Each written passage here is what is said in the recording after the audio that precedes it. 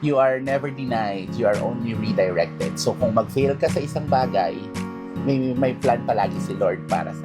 Kapag nadapa ka, bangon lang. Take the risk, huwag kang matatakot. Believe in yourself na kaya mo. Normal yung mainggit, pero nasa sariling pananaw natin kung paano natin gagamitin yung inggit na yon para maging successful. Sabi pa ni Mother Jane sa kanyang Facebook profile, "A star does not compete with other stars. It shines with them." Dapat matuto tayong pumalakpak sa tagumpay ng iba. Malaki o maliit, Malaki or papalakpakan. maliit, we should support each other. Iwasan natin yung crab mentality.